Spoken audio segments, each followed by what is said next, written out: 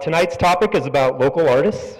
We have 4 speakers who will share their stories about being artists, where they get their inspiration, how they manifest their ideas into their work, and generally what it's like to call yourself an artist in Durango.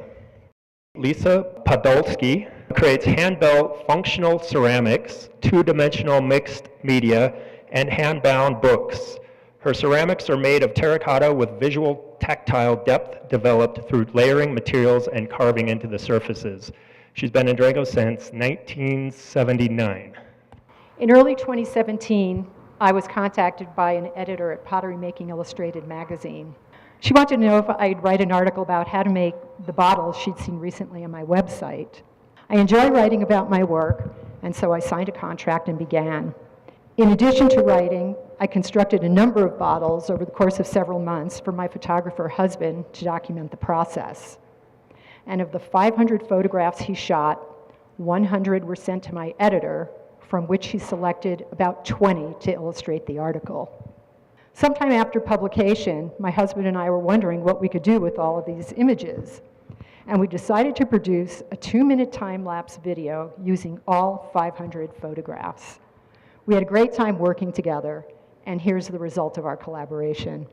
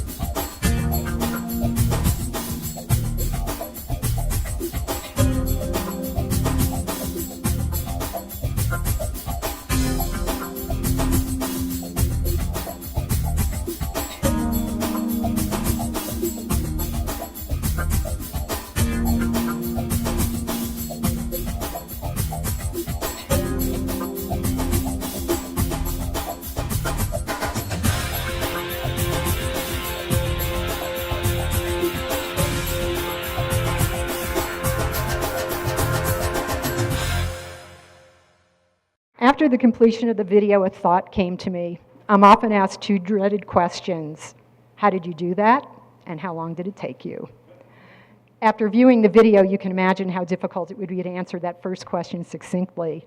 And regarding the question of time, if I answered, for example, 12 hours and 15 minutes, would that satisfy? Is that really what a person wants to know?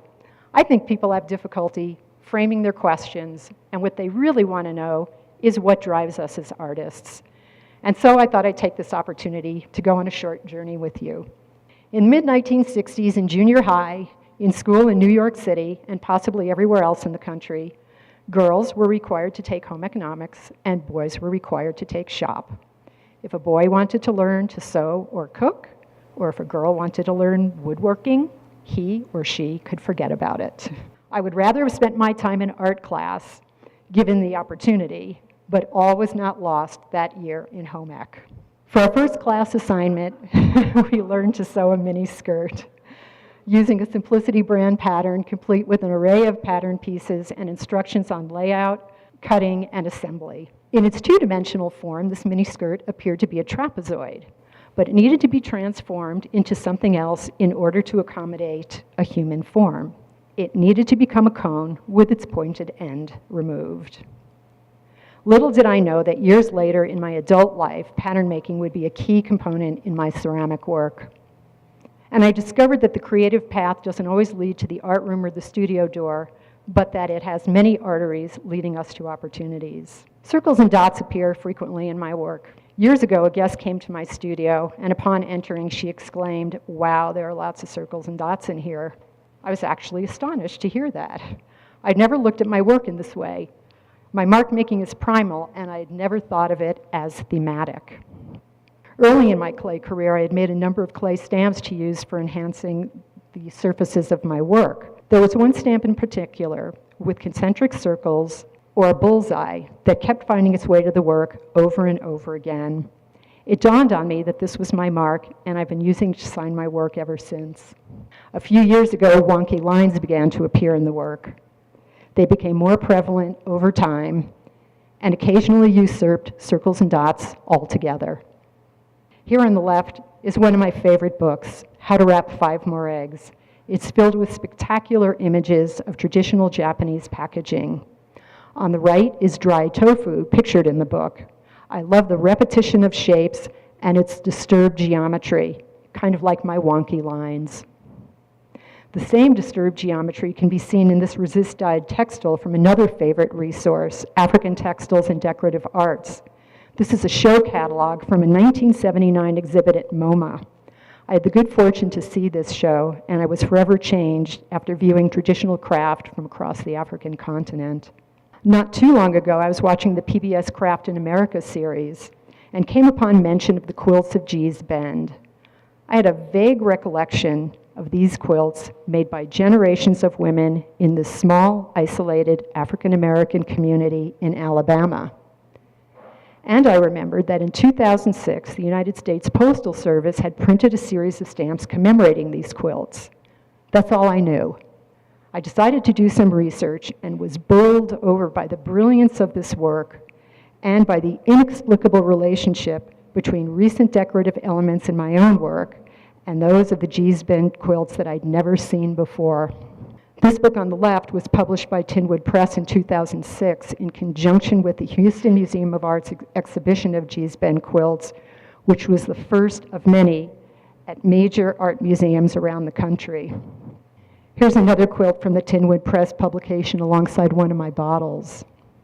This bottle also references the wooden spinning tops of my childhood, and it wasn't until I saw the stopper lying on my work table that I became aware of the obvious reference to a spinning top at rest. These forms, which I call rattles, also reference the spinning top. I've been making them on and off for years, and you see them here strung vertically in the steel frame table screen. I recently participated in a National Ceramics Invitational at the Durango Arts Center, and I decided to make as many of these rattles as I could in the time I had to produce work. I made it to around 80. My motivation was to address the repetitive nature of my work at times, and also, to be honest, its obsessive nature. But I also needed to consider how to present the finished work. In 2014, I'd taken a trip to Northern California.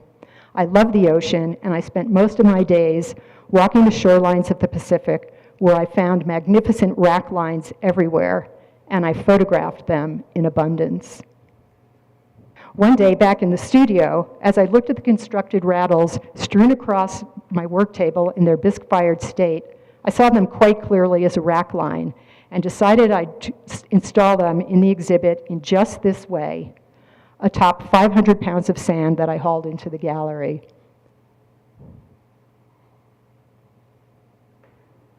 Finally, I'm committed to ongoing investigations into compelling design and technical mastery, both of which are influenced in part by mid-century modern design.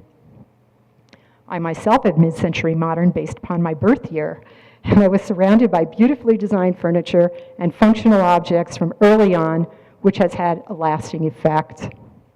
I'll wrap up by sharing this from my artist statement.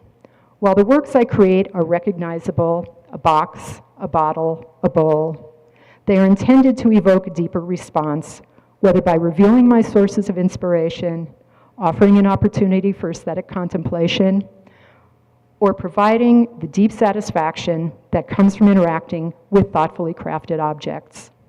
Thank you.